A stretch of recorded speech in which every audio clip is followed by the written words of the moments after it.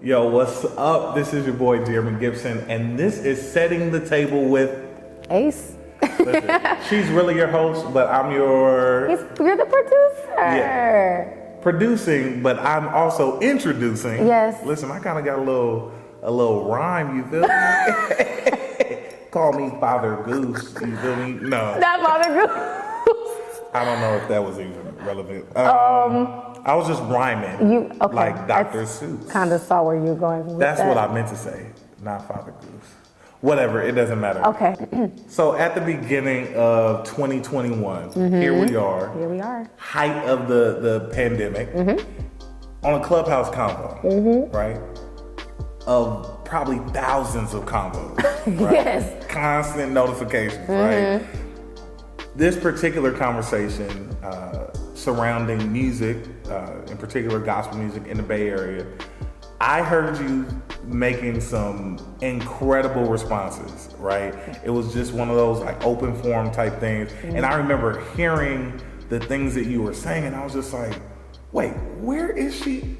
have I not known? Like, has ears haven't seen? I don't know. And so when I kind of researched your brand, and I remember reaching out to you and asking you to collaborate with me on the 2020 or the 2021 Bay Area Gospel Music Weekend, which you so graciously agreed to do. Thank you. But in that conversation, there were so many other ideas and things that came out. But for those that don't know the ACE experience or don't know who Ashley is, let us know. Please tell us, who is Ashley? What is the ACE experience? The ACE experience. So my business, my brand ACE Experience, is a hospitality brand. But we're unique in that we specifically focus in on showing up for Black creatives, Black artists. Okay. You know, there's a bunch of different hospitality brands. I mean, whether you want to think about hotels or restaurant chains and things of that sort. But ACE Experience, we really focus on wanting to show up for Black creatives and Black artists because we value them.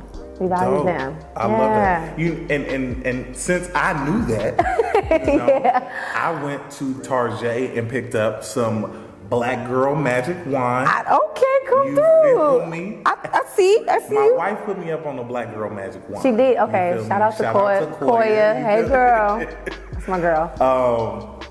And I know you kind of got on my head a little bit. I mean, just a little bit. I mean, because I wouldn't be the hospitality professional, you know, that I am if I didn't mention that while the gesture is wonderful. And I love Black Girl Magic wine, okay? Shout out to the McBride sister. Shout out to them. You know, these aren't traditionally the correct glasses for rosé, but that's okay. Okay. That's okay.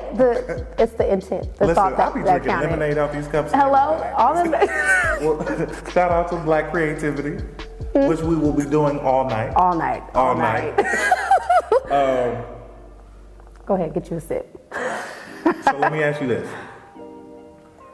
The ACE experience is about luxury, as you mentioned. You, by definition, tell me how the ACE experience defines luxury. So I think the first thing that we just talked about is that ACE Experience wants to redefine luxury. Okay. We get to say what luxury looks like for us, and by us I mean Black creatives. I think a lot of times, most times, people see luxury as this very materialistic thing, or very just this one way of looking at luxury. But I think in 2022, everybody gets to define what luxury is to them, right? Because it looks differently for everybody. But particularly for ACE Experience, I think our driving focus is that we want to articulate that Black artistry, Black creativity is luxury. And we get to experience that while also experiencing what we get to when we go to a fine dining restaurant or a 4 or 5 star hotel. Amazing personalized service, quality food, quality wine, drinks, whatever have you. We get to experience both those things in the same setting. So that's what ACE Experience is all about. I love it. I love it. In particular, we've had conversations about kind of the inspiration that fuels both of our creativity, right? And we reference the Harlem Renaissance, right? A time where so many different artists were exhibiting excellence Yes. in everything, Absolutely. right? And Absolutely. it was like next level, such a game changer.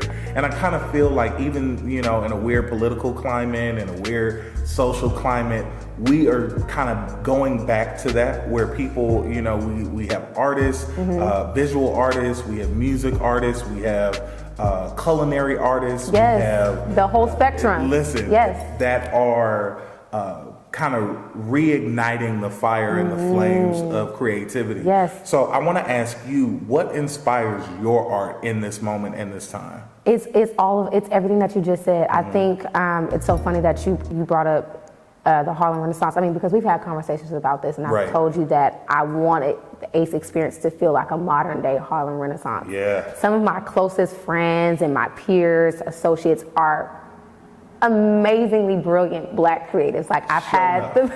And they will all be guests on this show. They will be. Hello. Yeah.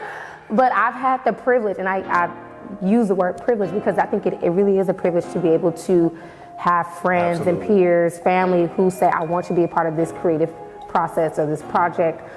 So whether I was a part of it or able to witness it firsthand, I mean, has just been an amazing experience that has left me feeling like we need the world to see this, right? Yeah. So that seeing my friends and my peers' creativity has inspired me like no other. Yeah. And then also just on the hospitality side, I don't think that a lot of people get to see like the behind the scenes or the process and leading up to what it means when they get to sit down and experience a fine dining experience. Like how much intention goes into how your food is plated, the napkins, the settings, the types of wine glasses you're drinking. Like it's an art form.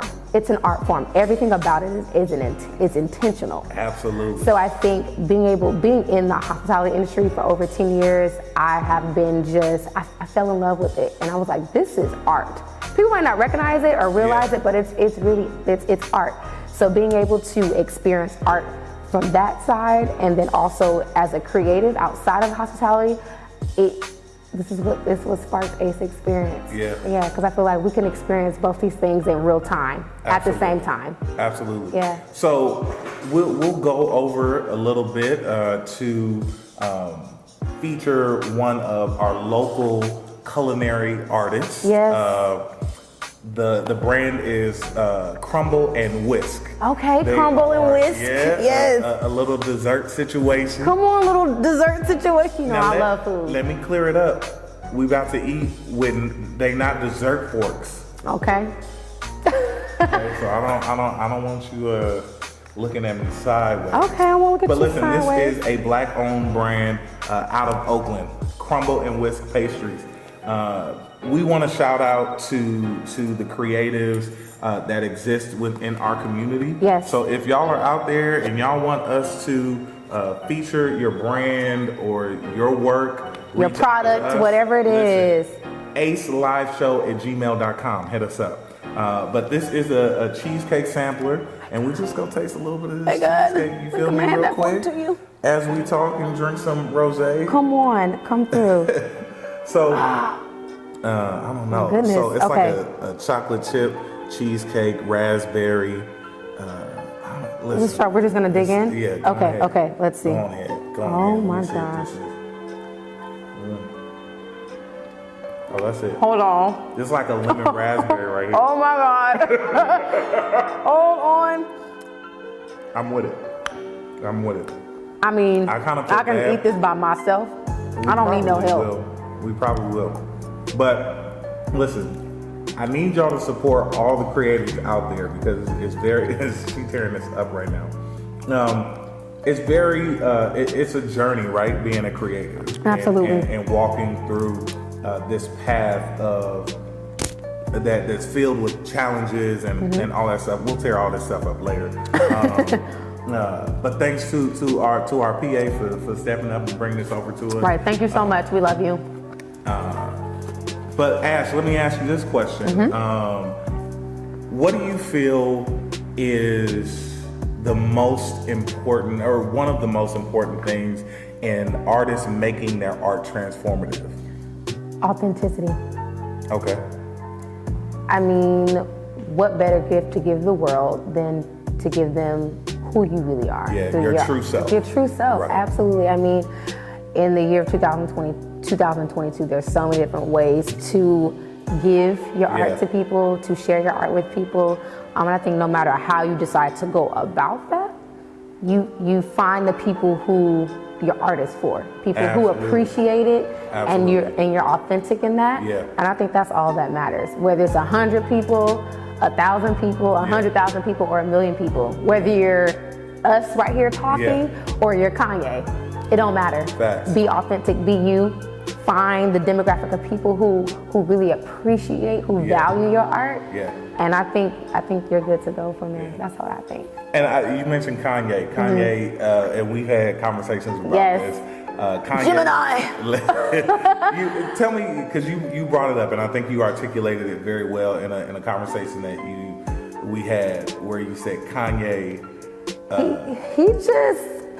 I mean, first of all, I'm biased because he's a Gemini, and I think he is just the epitome of Gemini energy. Like, he just really is. But outside of the whole astrology thing, I think Kanye as an artist, you know, because we don't know him personally, you know, we see what we see on social media, but just as an artist, I think he is what a lot of artists and creatives strive to be. Yeah. Just authentically yourself, and move away from having record labels or people in general control your narrative, control your art. And that's kind of when I go back to like how to make your art transformative. It's like being able to own it yourself and not have anybody taint what your art looks like or sounds like. And I think that's what I really love most about Kanye, is like he is authentically himself. He don't give up.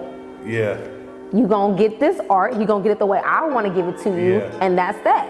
Yeah. And I love that about him. You know what I found really, really dope about Kanye is I just saw a snippet of the documentary, but he was playing a record that we now know to be a hit, right?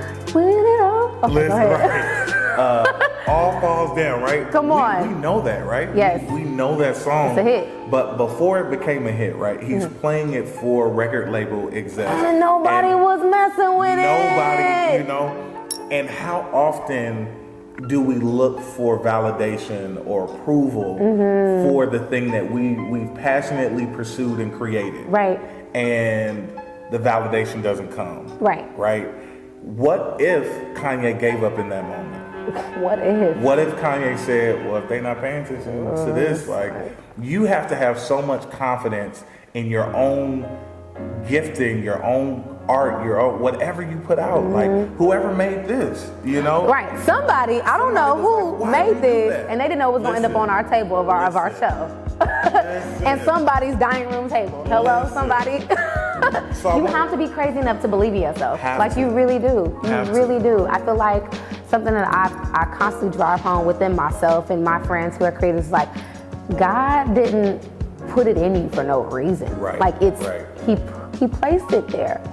So he gave it to you, and then he gave it to you to share the world with. Yeah. So like, how dare I? This is how I feel. How dare I keep it in here, or don't pursue it, or don't drop? Like, for what? Yeah. For what? It was meant to be shared with somebody. There's purpose behind whatever gift, talent, skill that God gives you, and so that's how I feel. And as they tell us in preschool, sharing is caring.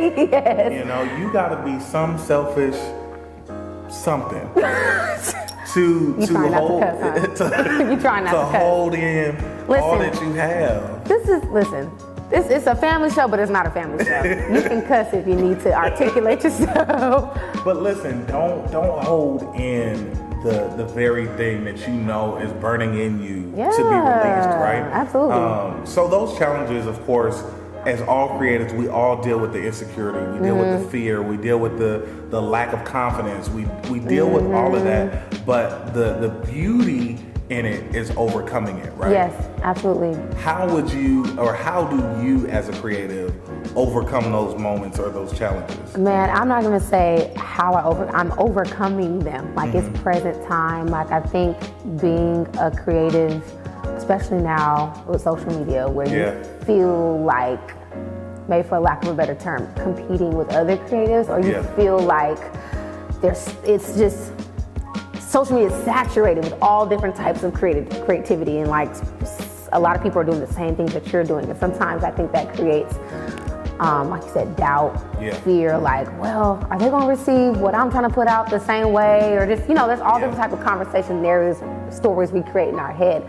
I think for me, what's been driving me to keep going is what I just said. Like, I know God gave me this vision for a reason. Like, I wholeheartedly believe that. Don't nobody else got to believe it, but I believe it, right? Absolutely. And I've shared it with numerous of people, peers, mentors, and they see it, they hear it, they understand the vision. And so I think not only validating myself and feeling validated, from God. That's just me. If that ain't you, that's okay, but that's me. Feeling validated by God, but also by peers and mentors. I'm like, I'm gonna keep going. I have something here that I think it may not be for the world, but it'll be for a community of people who will see it, value it, and appreciate it. You know what I'm saying? So that's for sure. And it's like you said, it's that reminder of, there's only one you. Dr. Seuss, as I mentioned before, Dr. Seuss, there's a quote from him that he says, there's no one more youer than you. Yeah, right? That's your superpower. You're the only one that's able to, your superpower, right? Yeah. So we always talk about being, enjoying life, right? Enjoying the moments of, just overcoming those inherent struggles and celebrating our culture, right? Yes. So there's a game real quick. Come on, game. I love that I want to highlight. Oh boy. It's culture tags. Come on, and it's specifically what type of category are we playing? These are song lyrics. Song lyrics, perfect. For those that don't know, Ash or Ace, she is a music aficionado. She's a music enthusiast. I am. Director, singer. Yeah. She does it all. So just real quick. Okay. I'm just gonna do. Hopefully, I'm gonna get these right. Let me take a sip. Listen, perfect. This 1998. Kirk Franklin asked this question. GP, are you with me? Hey, I'm a church girl. I was 8 years old when that came out. We'll just do two. Okay. We'll just do two. The late great Whitney says that this is a foundational truth in moving forward. Oh God. Okay. IBTCAOS. She sung it in a theater. Oh man. Okay. All the Whitney stands, don't hate me, okay? I'm really over here. I love Whitney too, by the way, I'm just saying. She says, teach them well. Oh, I believe the children are, what's the rest of the lyrics? Are the future of the future, right? Our future. Oh.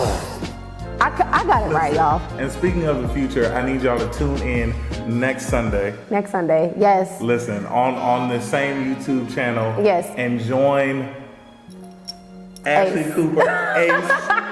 Either it's fine. It's fine. Listen, it's fine. As we celebrate Black creativity, Black creatives throughout our community. Yes. And I just want to celebrate you. Thank you. I want to celebrate this moment. We want to celebrate all the Black creatives out there. She almost finished her glass. It's the wrong glass. but cheers to many more.